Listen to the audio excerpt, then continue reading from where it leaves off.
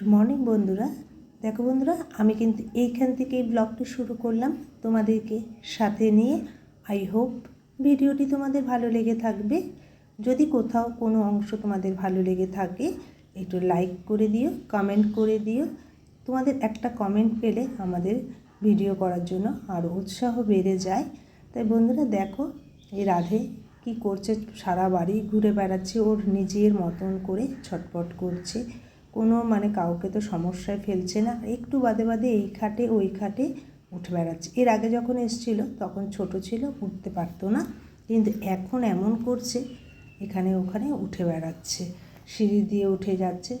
অসুবিধা নেই, ছাদের দরজা বন্ধ থাকে, ও উঠতেও পারবে না। ভীষণ আনন্দের সাথেই আছি। কিন্তু জানো না, এর সাথে তো আমার জানি না বেশি দিনের তো সম্পর্ক না। এর আগে একবার এসেছিলো, এসেই চলে গেছে। এবার আবার দুদিনের জন্য এসছে। যাওয়ার সময় এইরকম ব্যবহারটা করলো, ভোলার মতনই না। আমি তো ভীষণ কষ্ট পেয়েছি, আমার মেয়েও পর্যন্ত কষ্ট পেয়েছে, যে মা ভীষণই খারাপ লাগলো। তাই দেখো, আমি এখানে কিন্তু বরের পায়খানাটা একটু পরিষ্কার করে নিচ্ছি, কেননা এটা আমার মাঝে মধ্যেই করে নেওয়া দরকার, উচিত, সেটাই আমি করে থাকি। যে আমাদেরটা একটু দুটো দিন লেট হলেও সমস্যা হয় না, বরেরটা একটু পরিষ্কার রাখার চেষ্টা করি। দেখো, বর পায়খানা একদম পরিষ্কার করে সমস্ত জায়গা ধুয়ে নিলাম। আর আমার এই ঘর এতটা আলাদা সম্পূর্ণ, এটা বরের পায়খানা পরিষ্কার করার পরেই আমি এটা বলছি, এটাকে আমি আলাদা রেখেই দিয়েছি, কেননা এটা ঘরের সাথে তো মেশানো যায় না। আর স্নান করে শ্যাম্পু ট্যাম্পু করে একবারে চলে এসেছি পুজো করতে, যে না পুজোটা করে নিয়ে আমি রান্নাটা বসাবো। সকালে বরকে একটু আমি গোলা রুটি করে দিয়েছি, সেটা দিয়ে রেখেছিলাম, কুটে কুটে খাচ্ছে। ওর খাওয়া নিয়ে কোনো সমস্যা নেই। দেখতাম তো বোনকে একটু ভাত মেখে দিত বাটিতে করে, কলমি শাক এইসবই খেয়ে থাকে সাধারণত, তাই দিয়ে দিয়েছি, ও ওর মতন খেয়ে নিচ্ছি। আমি রান্নাঘরে চলে এসেছি, জিরেটা এনেছিলাম কালকে। আমি সাধারণত একটু বেটেই খাই, তাই ধুয়ে আমি একটু রোদে দিয়ে আসবো। আর এখানে বাজারে যাব, তারা আমাদের কিন্তু চা খাওয়া হয়ে গেছে, যেহেতু বোন উঠতে দেরি করেছে তার জন্য আরও একবার চা বসিয়ে দিলাম। শীতকাল, আমিও একটু ভাগ নিয়ে নেবো ওখান থেকে চায়ের। আর এখানে মেয়েকেও দেবো, মেয়েও দুটো বিস্কুট খেয়ে নেবে, আর বোনও খাবে। তা সবাই মিলে আরও একবার চা খেয়ে নিচ্ছি, আর কটা পরোটা করে নিলাম এখানে। এই খেয়ে আমি বাজারে বেরিয়ে যাব। আর শীতের বেলা তো একদম দৌড়তে থাকে, বেলার সাথে তো একদম পারার কথাই না, পারিও না আমি সময়ের সাথে। তবে কিন্তু যাই হোক না কেন, খাওয়াটা কিন্তু আমাদের একদম টাইম টু টাইম হয়। যেহেতু বর দোকান থেকে চলে আসে, স্নান টান আগে করে যায় বলে আর সমস্যা হয় না, এসেই বলবে ভাত দিয়ে দাও, ফ্রেশ হয়ে ভাত খেয়ে নেয়। তাই দেখো, এখানে আমি কিন্তু একটু মসুর ডাল বসিয়ে দিচ্ছি, একটু সিটি মেরে নেব। আর বাজারে চলে যাব, বাজার থেকেই চলে এসেছি। আর আমি বাজারে নিয়ে গেলে তো হবেও না, বর তো সময় পায় না। তাই চালটা ভিজিয়ে গেছিলাম, চালটা এবার ভালো করে ধুয়ে ভাতটাও বসিয়ে দেবো, ওদিকে ডালটাও বসিয়ে দিলাম। তার ভাত আর ডালটা হতে হতে আমি কিছুটা তরকারি কেটে নেব। আচ্ছা, খুব বেশি রান্না করব না। দেখো, এখানে মুরগির মাংস এনেছি, মুরগির মাংসটা করব, আর একটু মসুর ডাল পেঁয়াজ দিয়ে করে নেব। খাওয়ার সময় পাঁপড়টা ভেজে নেব, তাহলেই হয়ে যাবে। তো দেখো, এখানে কিন্তু পেঁয়াজ ভাজা হয়েও গেছে আমার, ডালটা সোমবার দেওয়ার জন্য। আর সামান্য রাঁধুনি ফোড়ন দিয়েছিলাম, আমরা তো শুকনো লঙ্কা ফোড়নটা খেতে পারি না, যেহেতু বরকে দিই আমি একটু ডাল। রান্নার ফাঁকে আমি আবার চলে এলাম এখানে, জামা কাপড়টা একটু মেলে দিই, নইলে তো আবার শুকাবে না। রোদটা ঘুরে যাবে, রোদ থাকবে কিন্তু আমি আর ছাদে রোদ পাবো না, ঘুরতে থাকবে। তাই আমি এখানে একটু মেলে দিয়ে নিচ্ছি, মেলে দিয়ে নিয়ে আমি আবার কাজ করে নেব। তার ফাঁকে তো আমার দোকানে যেতেই হয়। জিরেটাকেও রোদে দিয়ে দিলাম। আর ছাদে দিলে কি হয়, সাধারণত একদম শুকিয়ে যাবে, কোনো সমস্যাই করবে না। তা দেখো বন্ধুরা, আমি ডালটাও কিন্তু এদিকে বসিয়ে গেছিলাম, ডালটাও হয়ে গেছে, নামিয়ে নিলাম। আর এখানে মাংসের জন্য আমি আলুটাকে একটু ভাজা করে নিচ্ছি।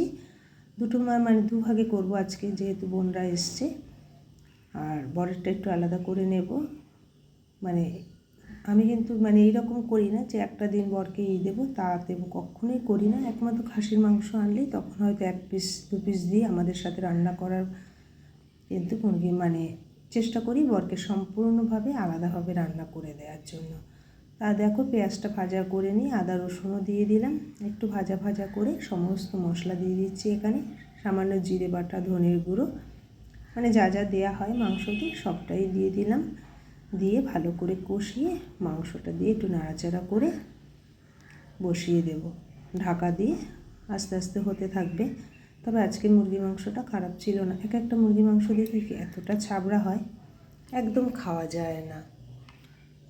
তাই আমি ঢাকা দিয়েই রান্না করে নেব। আর দেখো বরের মাংসটা আমি প্রেশারে সিটি মেরে নিয়েছি, তাহলে কিন্তু ভালো গলে যায়, খেতে পারে আমার বর।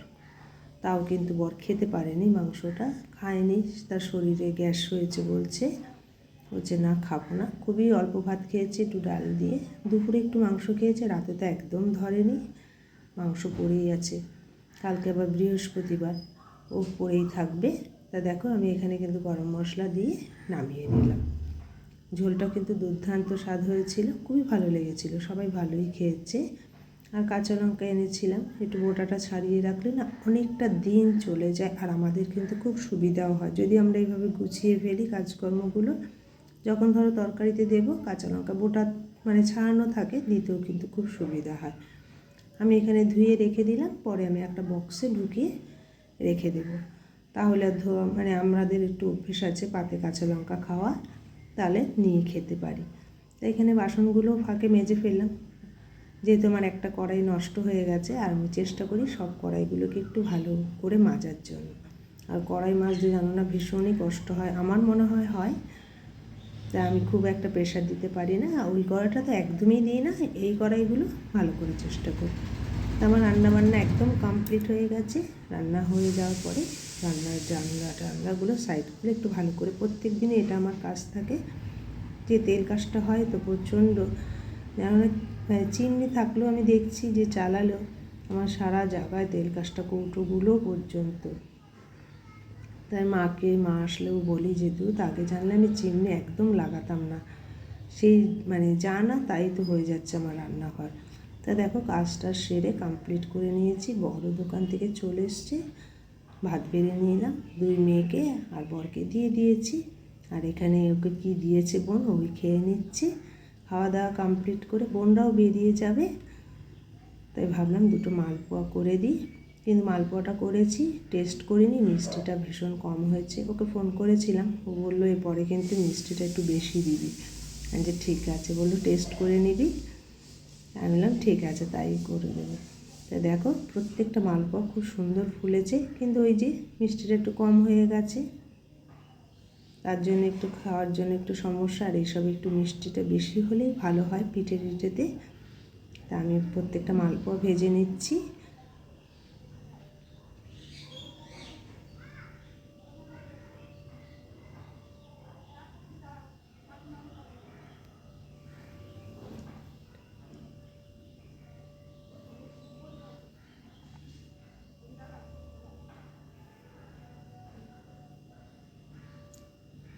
আমার কিন্তু মালপোয়া ভাজা হয়ে গেছে। আর এই দেখো, এমনি কিন্তু সব দিক দিয়ে ঠিক আছে, কিন্তু ওই যে মিষ্টিটা কম হয়েছে।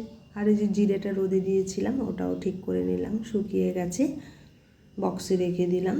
তাহলে আমার প্রত্যেকদিন কিন্তু সুবিধা হবে কাজকর্মের জন্য। দেখো পাখি একদম বেরোবে না, যাবে না রাধে।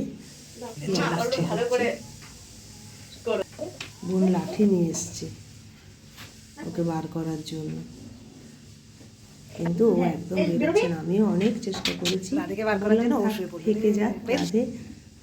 দেখো কোথায় বসে আছে, মানুষের থেকেও এরা বেশি আপন করতে পারে মানুষকে। এটাই বললাম যে জানি না কেন ও ছটপট করছে, ও একদম যাবে না, ওকে জোর করে ধরে রাখা হয়েছে, ওকে ওরা না নিয়েও যাবে না। দেখো ওকে নিয়ে বাড়ি চলে যাচ্ছে, আমাদের একটু কষ্ট হয়েছে ভীষণ, ও যাবেই না আর কি। ওরাই বেশ মানুষকে আপন করতে পারে, আসলে ওদের মনে তো হিংসা নেই, ওরা জিনিসটা বোঝে না। মানুষ আমাদের মনেই যত হিংসা। তো বন্ধুরা এখান থেকেই বিদায় নিলাম, টাটা। তোমরা সবাই ভালো থেকো।